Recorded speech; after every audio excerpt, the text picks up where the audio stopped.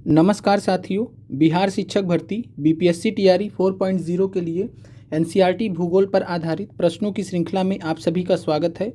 आज के episode number 27 में हम आपके लिए क्लास 9th एनसीईआरटी से अध्याय नंबर 1 भारत आकार एवं स्थिति से महत्वपूर्ण प्रश्नों को लेकर आए हैं। इससे पहले हमने आपके लिए क्लास 9th एनसीईआरटी से बीपीएससी टीआरई 2 और बीपीएससी टीआरई 3.0 री एग्ज़ाम में पूछे गए सभी प्रश्नों को हमने आपको एपिसोड नंबर 25 और 26 में करा दिया है। तो अभी तक आपने अगर उनको नहीं देखा तो आप उन्हें देख लीजिएगा, और साथ में इस सीरीज़ की जो प्लेलिस्ट है उसको भी हम आपको कमेंट में पिन कर देंगे, आप वहां से देख लीजिएगा अगर अभी तक आपने इस प्लेलिस्ट को नहीं देखा है।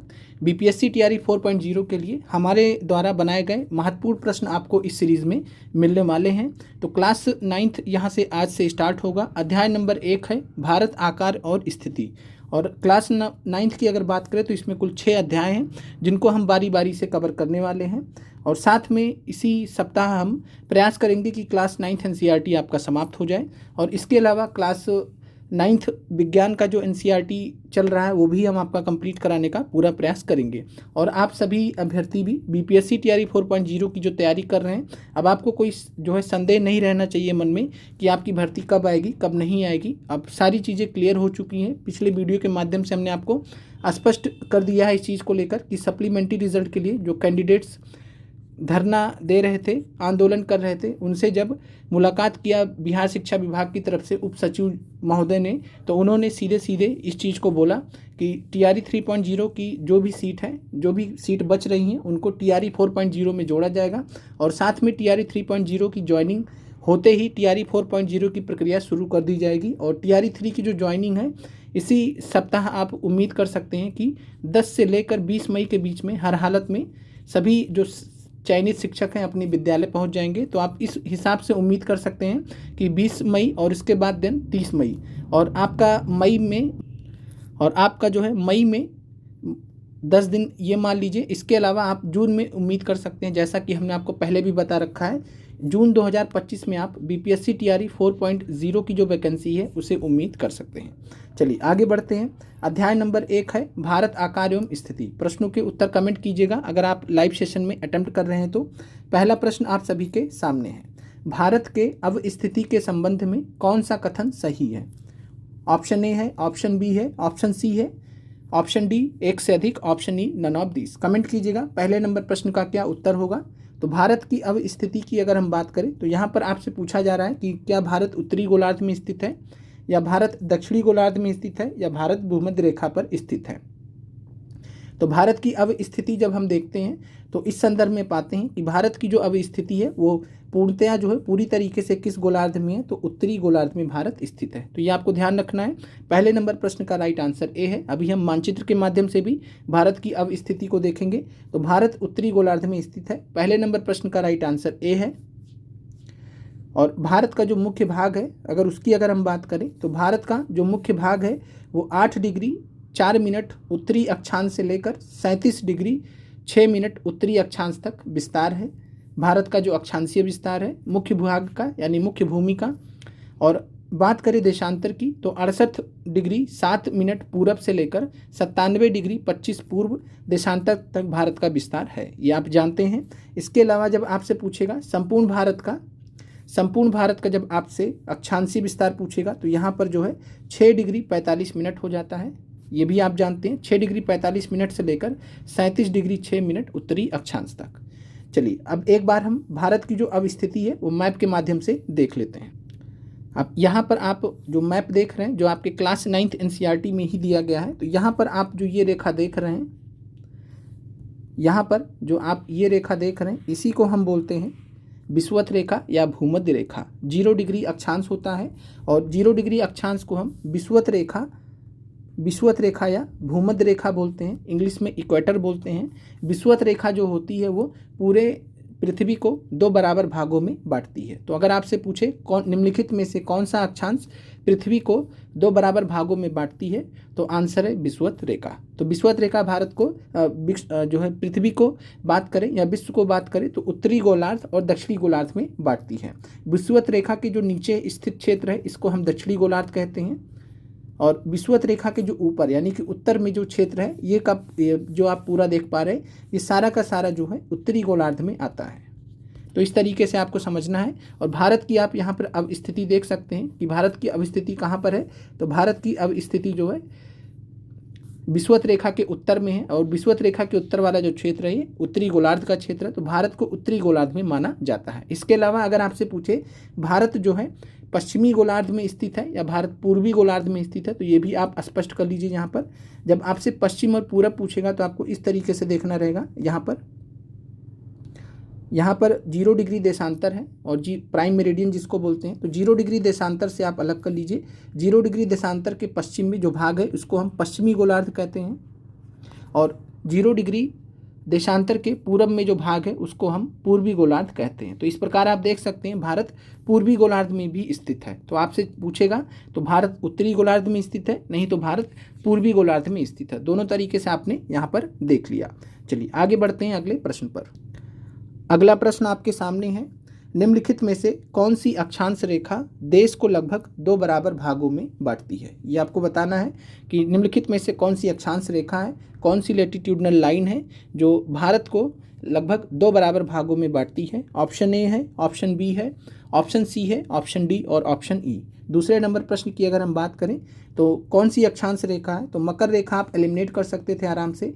मकर रेखा बोलते हैं 23.5 डिग्री दक्षिणी अक्षांश को, 23.5 डिग्री दक्षिणी अक्षांश को। भारत जो है दक्षिणी गोलार्ध में स्थित ही नहीं, तो मकर रेखा भारत से तो गुजरेगी ही नहीं। इसके अलावा विषुवत रेखा की भी बात करें तो भारत विषुवत रेखा के उत्तर में स्थित है, तो विषुवत रेखा भी भारत से नहीं गुजरेगी। इसके अलावा कर्क रेखा आपका यहाँ पर आंसर है, ट्रॉपिक ऑफ कैंसर। तो कर्क रेखा वह अक्षांश रेखा है जो भारत को लगभग 2 बराबर भागों में बांटती है। 23.5 डिग्री उत्तरी अक्षांश के नाम से इसे हम जानते हैं। चलिए अगले प्रश्न पर चलते हैं। भारतीय संघ राज्य का सबसे दक्षिणी बिंदु किसे कहा जाता था जो सन 2004 में सुनामी लहरों के कारण समुद्र में जलमग्न हो गया। तो ये आपका एनसीईआरटी में बॉक्स में दिया गया है ये, और प्रश्न का उत्तर कमेंट कीजिएगा तीसरे नंबर का कि भारत संघ राज्य का सबसे दक्षिणी बिंदु किसे कहा जाता है।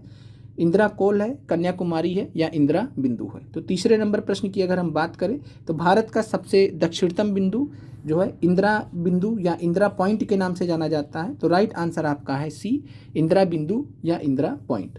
और इंदिरा कोल की बात करें तो इंदिरा कोल जो है भारत का सबसे उत्तरी बिंदु है, भारत का सबसे उत्तरी बिंदु है इंदिरा कोल और सबसे दक्षिणी बिंदु है इंदिरा बिंदु या इंदिरा पॉइंट। और ये 2004 में सुनामी जब आया था इसके बाद से ये जलमग्न हो गया, पानी के अंदर चला गया और भारत का दक्षिणतम बिंदु इंदिरा पॉइंट को माना जाता है। इंदिरा पॉइंट को अगर हम बात करें तो इंदिरा पॉइंट को पिगमेलियन पॉइंट के नाम से भी जाना जाता है। पहले इसका नाम पिगमेलियन पॉइंट था, फिर इसको इंदिरा गांधी जी के नाम पर इंदिरा पॉइंट कर दिया गया। तो पिगमेलियन पॉइंट के नाम से पहले ये जाना जाता था। अंडमान निकोबार द्वीप समूह के ग्रेट निकोबार द्वीप समूह में स्थित है इंदिरा पॉइंट या पिगमेलियन पॉइंट। तो ये भी आपको ध्यान रखना कहाँ पर स्थित है, अंडमान निकोबार द्वीप समूह में, और स्पेशली कहाँ पर स्थित है तो ग्रेट निकोबार द्वीप समूह में सबसे नीचे स्थित है ये। चलिए अगले प्रश्न पर चलते हैं। भारत का क्षेत्रफल विश्व के कुल भौगोलिक क्षेत्रफल का कितना प्रतिशत है। कमेंट कीजिएगा चौथे नंबर प्रश्न का क्या उत्तर होगा। भारत का कुल जो क्षेत्रफल है विश्व के कुल भौगोलिक क्षेत्रफल का कितना प्रतिशत है। 2.8 है, 3.4 है या 2.2 है। तो आपने अगर एनसीईआरटी अच्छे से पढ़ा होगा तो आराम से बता सकते हैं कि इस प्रश्न का राइट आंसर होगा नन ऑफ दिस। कारण क्या है, भारत का जो क्षेत्रफल है विश्व के कुल भौगोलिक क्षेत्रफल का 2.4% है। तो 2.4% यहाँ पर राइट आंसर है, विकल्प में नहीं दिया गया, तो इसलिए आपका none of this right answer है।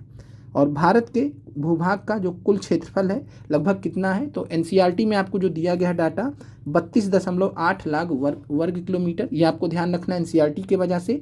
बीपीएससी ने क्या पूछा है, बीपीएससी टीआरई में मिलियन वर्ग किलोमीटर में पूछा गया है। तो मिलियन वर्ग किलोमीटर में 3.28 मिलियन वर्ग किलोमीटर है। तो ये आपको दोनों फैक्ट ध्यान रखने हैं। तो भारत के भूभाग का कुल क्षेत्रफल लगभग 32.8 लाख वर्ग किलोमीटर या फिर 3.28 मिलियन वर्ग किलोमीटर है। भारत विश्व का 7वां सबसे बड़ा देश है, ये भी आपको ध्यान रखना है परीक्षा दृष्टि से। और भारत की स्थल सीमा लगभग 15,200 किलोमीटर है। टीआरई में यह सवाल पूछा जा चुका है, आपने 25 और 26 एपिसोड में देख लिया है इस प्रश्न को। चलिए, और इस सारा का सारा एनसीईआरटी में मेंशन है। अगला प्रश्न आपका है, भारत की समुद्री तट रेखा अंडमान और निकोबार द्वीप समूह तथा लक्षद्वीप समूह के साथ कितने किलोमीटर है। आपको बताना है कि भारत की टोटल समुद्र रेखा की लंबाई कितनी है, भारत की कुल समुद्री तट रेखा की लंबाई कितनी है। तो भारत की कुल समुद्री तट रेखा की जो लंबाई है बात करें, जिसमें अंडमान निकोबार द्वीप समूह और लक्षद्वीप समूह को भी मिला लिया जाता है, तब यह बन जाता है 7516.6 किलोमीटर। जब आप अंडमान निकोबार और लक्षद्वीप को हटा देंगे तब यह 6100 किलोमीटर होता है। और अंडमान निकोबार और लक्षद्वीप समूह के साथ में संपूर्ण भारत की बात करेंगे तो 75.16.6, तो 7516.6 किलोमीटर, ये आपको ध्यान रखना है। चलिए, अब करंट अफेयर्स की थोड़ा बात कर लेते हैं। गुजरात की तटरेखा सर्वाधिक लंबी है। जो भारत के राज्य हैं मुख्य भूमि के, उसमें गुजरात की तटरेखा सर्वाधिक लंबी है, 1214 किलोमीटर। इसमें आपको कोई डाउट नहीं होना चाहिए। अब करंट अफेयर्स की बात कर लेते हैं। तो भारत ने अपनी तटरेखा कोस्ट लाइन की जो लंबाई है वो अपडेट की है। आपकी आज क्लास 7 मई को हो रही है और 29 अप्रैल 2025 को यह जो है करंट अफेयर्स में आया है और करंट अफेयर्स के लिए आपका इम्पॉर्टेंट भी है। तो भारत ने अपनी तट रेखा को कोस्ट लाइन की जो लंबाई है उसको अपडेट कर दी है, आधिकारिक रूप से ऑफिशियली अपडेट कर दी है। अब यह जो है 11,098.81 किलोमीटर हो गई है। 29 अप्रैल 2025 को भारत ने आधिकारिक रूप से घोषणा कर दी है कि भारत की जो तट रेखा है, कोस्ट लाइन है, उसकी लंबाई कितनी है, 11,098.81। करंट अफेयर्स के लिए इम्पॉर्टेंट सवाल है, याद रखिएगा। और इसके अनुसार गुजरात आपका पहले नंबर पर है राज्यों में भारत के 2340.62 किलोमीटर।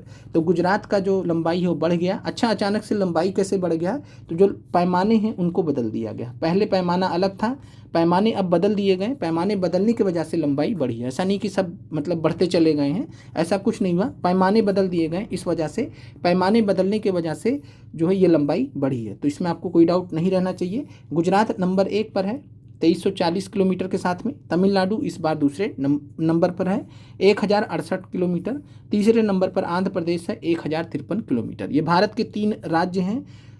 तटरेखा की लंबाई के हिसाब से सर्वाधिक लंबाई गुजरात की है। करंट अफेयर्स के हिसाब से कुल लंबाई आपको ध्यान रखना है 11,098.81। पहले कितनी थी, 7516.6। क्लियर है।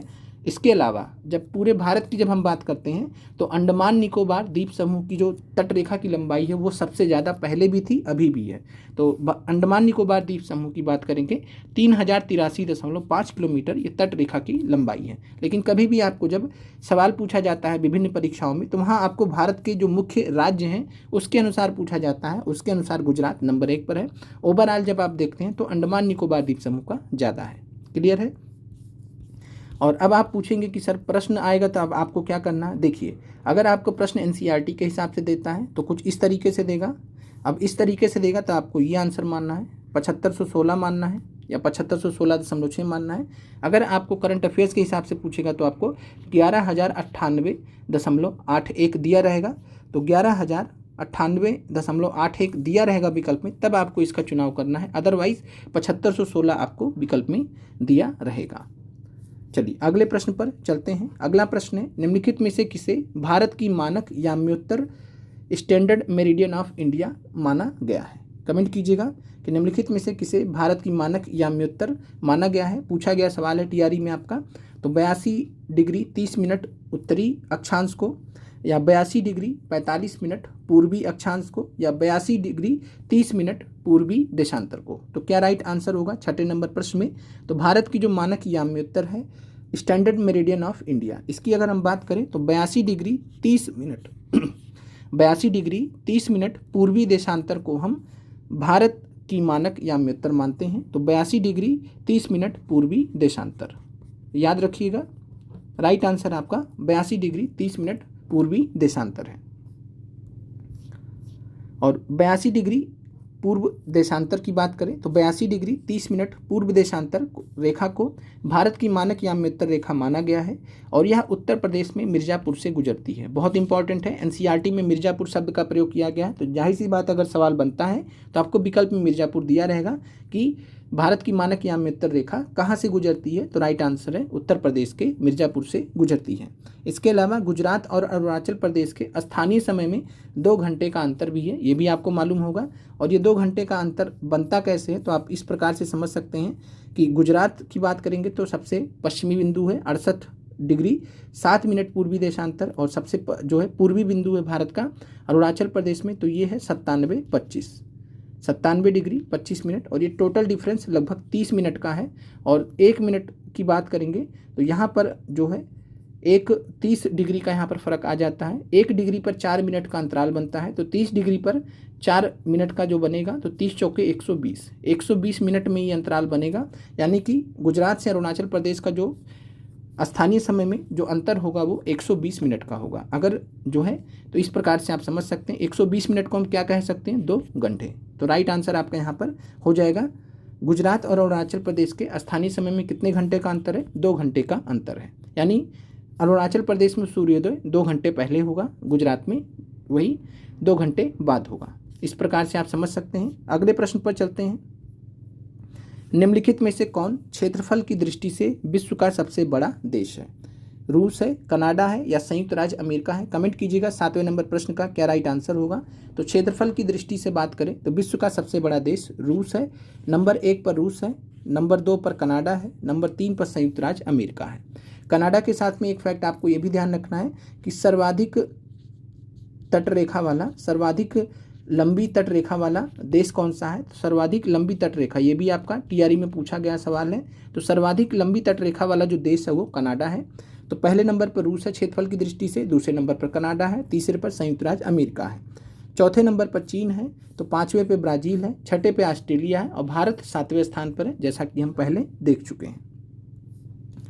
अगला प्रश्न आपके सामने है। निम्नलिखित में से कौन भारत के उत्तर पश्चिम, उत्तर तथा उत्तर पूर्वी सीमा पर स्थित नवीनतम वलित पर्वत है?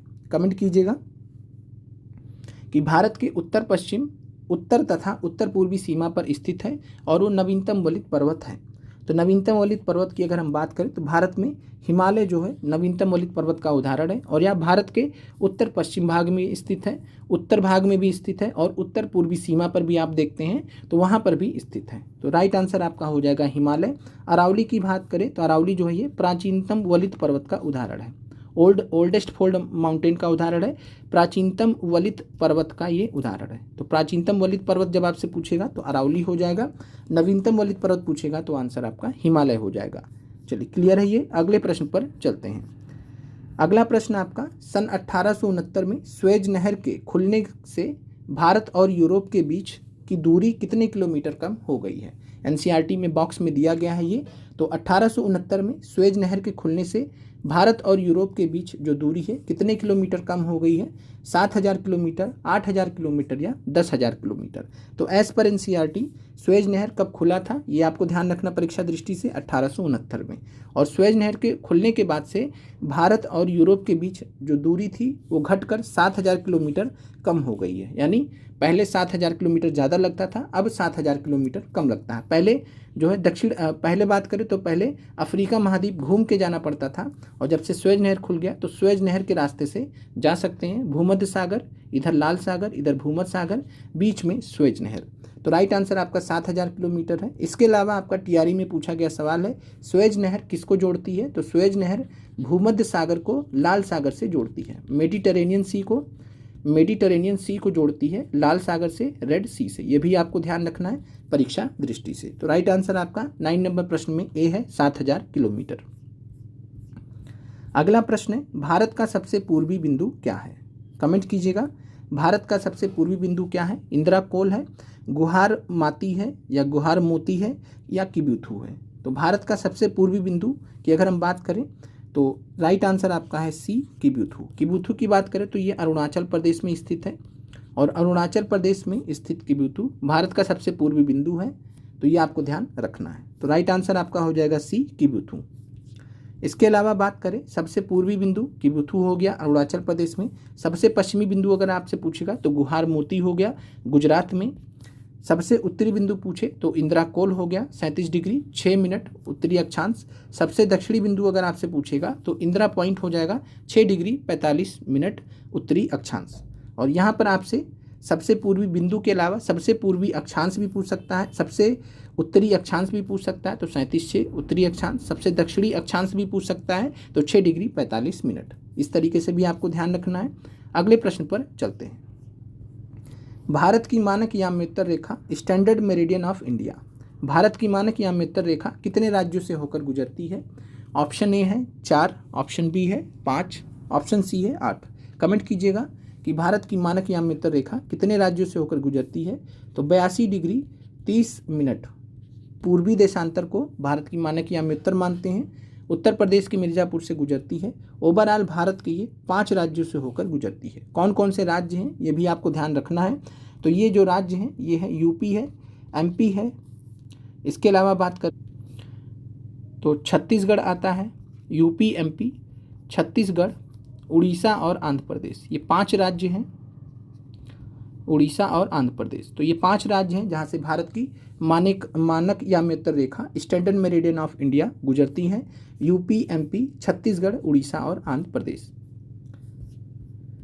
82 डिग्री 30 मिनट पूर्वी देशांतर को भारत के 5 राज्यों यूपी, एमपी, छत्तीसगढ़, उड़ीसा और आंध्र प्रदेश से गुजरती है। कर्क रेखा भारत के 8 राज्यों से होकर गुजरती है, ये आपको मालूम है। और इसके अलावा अगर हम बात करें तो आपको ध्यान रखना है कि जो कर्क रेखा पूछे, चाहे भारत की मानक याम्योत्तर रेखा पूछे, बिहार का क्या केस है, तो बिहार से जो है ना तो भारत की मानक याम्योत्तर गुजरती है और ना ही कर्क रेखा गुजरती है, तो दोनों ही बिहार से नहीं गुजरती है। अगला प्रश्न आपका है, भारत में कितने राज्य और केंद्र शासित प्रदेश हैं? कमेंट कीजिएगा 12वें नंबर प्रश्न का क्या उत्तर होगा। तो भारत में कितने राज्य और केंद्र शासित प्रदेश हैं? तो भारत में वर्तमान में 28 राज्य हैं और 8 केंद्र शासित प्रदेश हैं। तो राइट आंसर आपका 12वें प्रश्न का बी हो जाएगा, 28 राज्य और 8 केंद्र शासित प्रदेश। क्षेत्रफल की दृष्टि से भारत का सबसे बड़ा केंद्र शासित प्रदेश कौन सा है? तो लद्दाख है, नो डाउट। और सबसे छोटा है लक्षद्वीप। तो ला से लद्दाख, ला से लक्षद्वीप। तो क्षेत्रफल की दृष्टि से भारत का सबसे बड़ा केंद्र शासित प्रदेश लद्दाख, सबसे छोटा लक्षद्वीप हो जाएगा। अगला प्रश्न आपके सामने है, भारत का कौन सा राज्य पाकिस्तान के साथ में सीमा नहीं बनाता है? ध्यान से देखिएगा कि कौन सा राज्य है जो भारत का पाकिस्तान के साथ सीमा नहीं बनाता है। तो राजस्थान है, पंजाब है, हिमाचल प्रदेश है या एक से अधिक है। कमेंट कीजिएगा क्या आंसर होगा। तो भारत का बात करें तो भारत के ओवरऑल 5 राज्य और केंद्र शासित मिलाकर पाकिस्तान के साथ में सीमा बनाते हैं, जिसमें राजस्थान सीमा बनाता है, पंजाब बनाता है, लेकिन हिमाचल प्रदेश सीमा नहीं बनाता है। तो हिमाचल प्रदेश इस प्रश्न का राइट आंसर होगा। कौन कौन से जो है राज्य पाकिस्तान के साथ में सीमा बनाते हैं भारत के? तो सबसे नीचे से देखेंगे तो गुजरात के ऊपर आएंगे तो राजस्थान, और राजस्थान के ऊपर आप आएंगे तो पंजाब के ऊपर आएंगे तो जम्मू कश्मीर और सबसे ऊपर लद्दाख।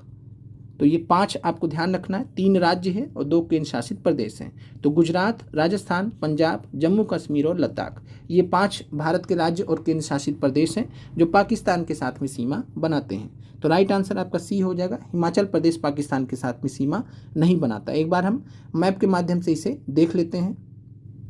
और यहाँ पर आप जब ध्यान से मैप में देखिएगा तो ये वाला पोर्शन है पाकिस्तान का। तो यहाँ से आप गुजरात हो गया, यहाँ से राजस्थान हो गया, तो गुजरात, राजस्थान, फिर यहाँ पर पंजाब हो गया। हिमाचल प्रदेश का आप ध्यान से देख लीजिएगा तो हिमाचल प्रदेश जो है ये यानी कि सीमा नहीं बनाता है, हिमाचल प्रदेश अलग है।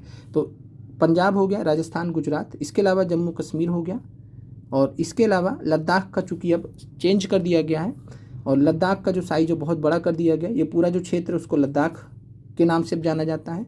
यानी जो ये पीओके वाला पूरा क्षेत्र देख रहे हैं वो आप लद्दाख के पार्ट में आ गया है। तो ये आप यहाँ पर देख सकते हैं। तो ये 5 आपके राज्य नजर आएंगे केंद्र शासित प्रदेश मिलाकर। 3 राज्य हैं, 2 केंद्र शासित प्रदेश हैं जो पाकिस्तान के साथ में सीमा बनाते हैं। अच्छा, एक प्रश्न पूछा गया था बीपीएससी टीआरई में और अभ्यर्थी इस प्रश्न को लेकर बहुत कंफ्यूज रहते हैं। प्रश्न था कि निम्नलिखित में से कितने राज्य जो है पाकिस्तान और भारत के कितने राज्य पाकिस्तान और बांग्लादेश के साथ में सीमा बनाते हैं। प्रश्न था निम्नलिखित में से कितने राज्य पाकिस्तान और बांग्लादेश के साथ में सीमा बनाते हैं। अब पाकिस्तान और बांग्लादेश का मतलब क्या हो गया कि संयुक्त रूप से पूछा जा रहा है। अब सोचिए पाकिस्तान यहाँ स्थित है, बांग्लादेश यहाँ स्थित है, तो क्या भारत का ऐसा कोई राज्य है जो पाकिस्तान से भी सीमा बनाए, बांग्लादेश से भी सीमा बनाए? संभव ही नहीं है दूर दूर तक। तो इस वजह से उस प्रश्न का right answer none of this माना गया था बीपीएससी के द्वारा। तो ये चीज़ भी समझ लीजिएगा, जो प्रश्न पूछा गया था कि निम्नलिखित में से कौन सा राज्य पाकिस्तान और बांग्लादेश के साथ सीमा बनाता है? कोई भी राज्य नहीं है, 0 स्टेट है, यानी कोई भी राज्य नहीं है जो पाकिस्तान के साथ में भी सीमा बनाए और बांग्लादेश के साथ में भी सीमा बनाए। ऐसा प्रश्न पूछा गया था। चलिए, क्लियर हो गया होगा। अगले प्रश्न पर चलते हैं। चलिए, अगला प्रश्न आप सभी के सामने है, कर्क रेखा निम्नलिखित में से किस राज्य से नहीं गुजरती है? तो आप बताइएगा।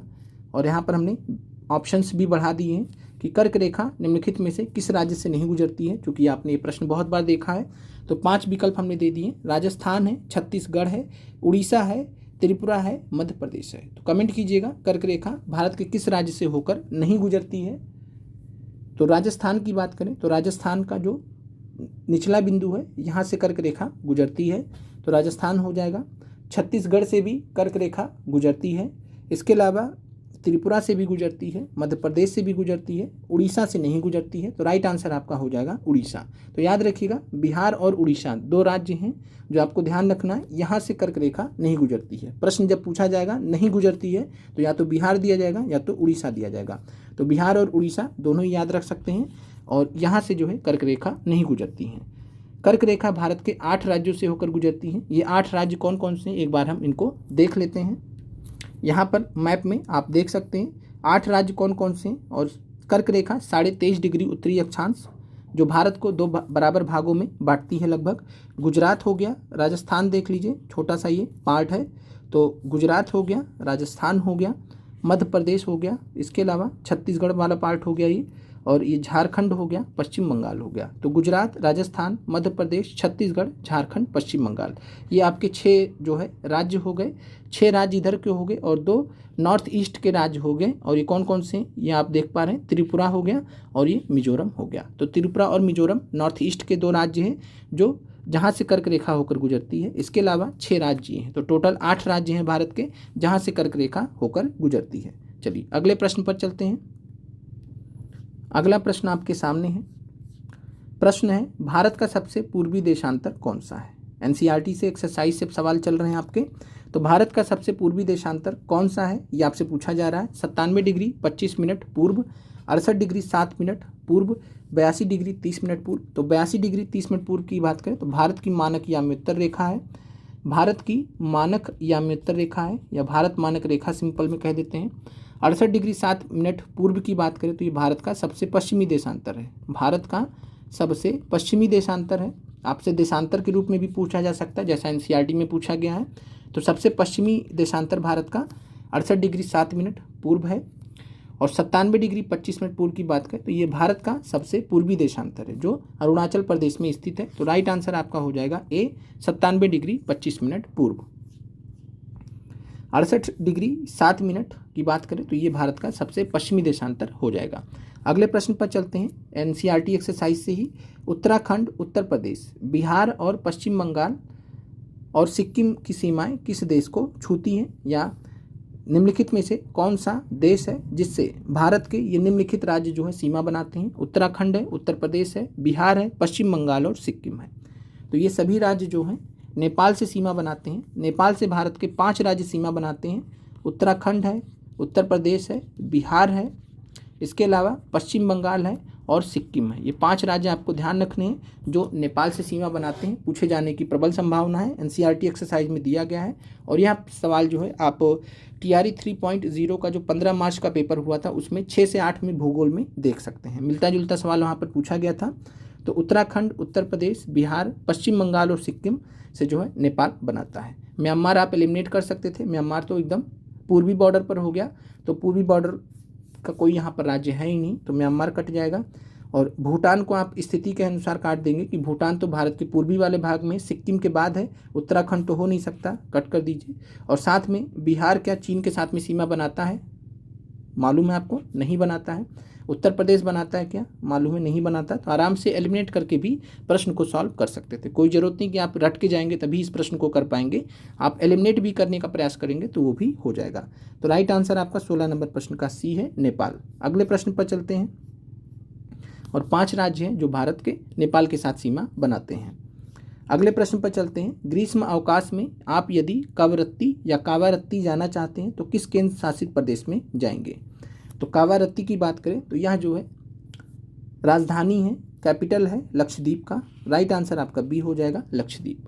पुडुचेरी की जो राजधानी है वो पौंडीचेरी है। पुडुचेरी को पौंडीचेरी भी कहा जाता है और पुडुचेरी की राजधानी पौंडीचेरी है, नाम भी सेम है। अंडमान निकोबार का आप जानते हैं पोर्ट ब्लेयर है। बदला हुआ नाम आप कमेंट कर सकते हैं।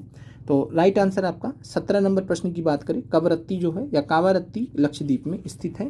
तो आपको कौन से केंद्र शासित प्रदेश में जाना होगा? लक्षद्वीप में। एनसीईआरटी एक्सरसाइज का सवाल था तो इसलिए यहाँ पर इसको लिया गया है। और कवरत्ती या कावारत्ती लक्षद्वीप की राजधानी भी है। चलिए अगला प्रश्न आपका है। मेरे मित्र एक ऐसे देश के निवासी हैं जिसके देश की सीमा भारत के साथ में नहीं लगती है, बताइए कौन सा देश है? तो ये भी आपका एनसीईआरटी एक्सरसाइज में पूछा गया सवाल है। तो हमने 5 विकल्प में आपको दे दिया है, करिए आराम से। तो भारत का कौन सा पड़ोसी देश नहीं है? सिंपल से यही बताना है। पड़ोसी देश नहीं होगा तभी तो उसकी सीमा भारत के साथ में नहीं लगेगी। भूटान की लगती है, बांग्लादेश की लगती है, नेपाल की लगती है, पाकिस्तान की लगती है, तजाकिस्तान की नहीं लगती है। आपको मालूम है कि तजाकिस्तान भारत का पड़ोसी देश नहीं है, तो आराम से एलिमिनेट कर सकते थे। तो राइट आंसर आपका हो जाएगा तजाकिस्तान। यहाँ से भारत की सीमा नहीं लगती है। और यही प्रश्न आपको सिंपल में पूछ लेगा, निम्नलिखित में से ऐसा कौन सा देश है जिसकी सीमा भारत के साथ में नहीं लगती है? ऐसे विकल्प दे दिया जाएगा। चलिए, भूटान के साथ में सीमा बनाने वाले 4 भारतीय राज्य कौन से हैं? तो भूटान के साथ में याद रखिएगा असम बनाता है, अरुणाचल प्रदेश बगल में, और पश्चिम बंगाल और सिक्किम। तो ये 4 राज्य हैं जो भूटान के साथ में सीमा बनाते हैं। तो भूटान के साथ में सीमा बनाने वाले 4 भारतीय राज्य हैं असम, अरुणाचल प्रदेश, पश्चिम बंगाल और सिक्किम। एक बार अभी हम मैप के माध्यम से भी देखेंगे। अगला प्रश्न है, बांग्लादेश के साथ भारत के कितने राज्य सीमा बनाते हैं? ऑप्शन ए है 4, ऑप्शन बी है 5, ऑप्शन सी है 6। कमेंट कीजिएगा, बांग्लादेश के साथ में भारत के कितने राज्य सीमा बनाते हैं? तो बांग्लादेश के साथ में भारत के 5 राज्य सीमा बनाते हैं। कौन कौन से हैं? तो पश्चिम बंगाल है, याद करने का आसान सा तरीका है, पश्चिम बंगाल है। और आपने 5वीं और 6ठी अनुसूची पढ़ी होगी, तो 5वीं या 6ठी अनुसूची अगर आपने पढ़ी होगी तो उसमें 4 राज्य आपने पढ़े होंगे, असम, मेघालय और त्रिपुरा, मिजोरम। असम, मेघालय, त्रिपुरा, मिजोरम, ये आपने 4 राज्य पढ़े होंगे उसमें। तो असम, मेघालय, त्रिपुरा, मिजोरम ATMM करके याद रख सकते हैं और साथ में पश्चिम बंगाल को ऐड कर दीजिए। तो ये बांग्लादेश के साथ सीमा बनाने वाले भारत के 5 राज्य हो जाते हैं। तो राइट आंसर आपका 5 है। तो पश्चिम बंगाल, असम, मेघालय, त्रिपुरा, मिजोरम, इस तरीके से आप याद रख सकते हैं। 6ठी अनुसूची में जिन राज्यों के बारे में यहाँ पर बताया गया है वो आपके हैं असम, मेघालय, त्रिपुरा और मिजोरम। तो जब आप संविधान की 6ठी अनुसूची पढ़ते हैं, 6th शेड्यूल पढ़ते हैं, तो वहाँ पर आपने असम, मेघालय, त्रिपुरा और मिजोरम राज्य के बारे में पढ़ा है कि वहाँ के जो जनजाति वगैरह हैं तो उनसे रिलेटेड प्रावधान वहाँ पर दिए गए हैं। तो वही 4 राज्य और पश्चिम बंगाल ये मिला दीजिए, तो बांग्लादेश के साथ सीमा बनाने वाले राज्य आपको मिल जाएंगे। चलिए 20वां प्रश्न आपका, निम्नलिखित में से कौन सा राज्य म्यांमार के साथ में सीमा नहीं बनाता है? कमेंट कीजिएगा, निम्नलिखित में से कौन सा राज्य म्यांमार के साथ में सीमा नहीं बनाता है? आपके सामने 5 ऑप्शन है, इनमें से एक नहीं बनाता है, बाकी 4 राज्य ऐसे हैं जो म्यांमार के साथ में सीमा बनाते हैं। म्यांमार के साथ में भारत के 4 राज्य सीमा बनाते हैं। सबसे पूर्वी छोर पे जाइएगा तो सबसे ऊपर है अरुणाचल प्रदेश, तो अरुणाचल प्रदेश हो जाएगा। अरुणाचल प्रदेश के नीचे है नागालैंड है, नागालैंड के नीचे है मणिपुर और मणिपुर के नीचे है मिजोरम। ये 4 राज्य हैं जो कि सीमा बनाते हैं म्यांमार के साथ में। तो राइट आंसर आपका कौन सा नहीं बनाता है? असम हो जाएगा। असम जो है म्यांमार के साथ में सीमा नहीं बनाता, ये आपको ध्यान रखना है। इसके अलावा त्रिपुरा भी सीमा नहीं बनाता, केवल 4 राज्य बनाते हैं, अरुणाचल, नागालैंड, मणिपुर और मिजोरम। आपने जो है Patkai Bum, Naga hills, Manipur hills, Mizo hills के बारे में पढ़ा होगा। तो जो हिल्स आपने पूर्वी वाले क्षेत्र पे पढ़ा है वही जो हिल्स हैं उन्हीं के नाम पे हिल्स है, और वही हिल्स वाले जो राज्य हैं, पहाड़ वाले राज्य हैं, वही सीमा बनाते हैं म्यांमार के साथ में। तो ये 4 राज्य हैं जो सीमा बनाते हैं म्यांमार के साथ में। राइट आंसर आपका हो जाएगा असम। चलिए फिर यहाँ पर बात करते हैं मैप में, थोड़ा सा यहाँ पर देख लेते हैं एक बार। और मैप की अगर हम बात करेंगे तो यहाँ पर भूटान का आप देख सकते हैं। भूटान के साथ में सीमा बनाने वाले राज्य कौन से हैं? तो भूटान के साथ में सीमा सिक्किम बनाता है, और ये वाला जो पार्ट है तो यहाँ से जो है पश्चिम बंगाल हो जाएगा, मेघालय नीचे पड़ जाता है, ये पूरा असम वाला भाग है तो असम हो जाएगा, और अरुणाचल प्रदेश। तो 4 राज्य हैं। नीचे से ये वाला जो पार्ट है पश्चिम बंगाल का पार्ट है जो ऊपर एक्सटेंड किया हुआ है, तो सिक्किम हो गया, पश्चिम बंगाल हो गया, भूटान हो गया, भूटान तो है ही, अरुणाचल प्रदेश और असम, ये 4 राज्य हैं जो भूटान के साथ में सीमा बनाते हैं। बांग्लादेश की बात करें तो इधर से पश्चिम बंगाल हो गया, इधर से असम हो गया, इधर से मेघालय हो गया, इधर से त्रिपुरा और इधर से मिजोरम। तो असम, मेघालय, त्रिपुरा, मिजोरम और पश्चिम बंगाल, ये बांग्लादेश के साथ में सीमा बनाने वाले 5 राज्य हैं। फिर बात करते हैं इधर आपका म्यांमार देश स्थित है। म्यांमार के साथ में सीमा कौन कौन बनाएगा, तो ये सीमा बना रहा है अरुणाचल प्रदेश, ये नागालैंड है, ये मणिपुर है, ये मिजोरम है। तो अरुणाचल प्रदेश, नागालैंड, मणिपुर और मिजोरम सीमा बनाते हैं म्यांमार के साथ में। उम्मीद करते हैं प्रश्न आपको क्लियर हो गए होंगे।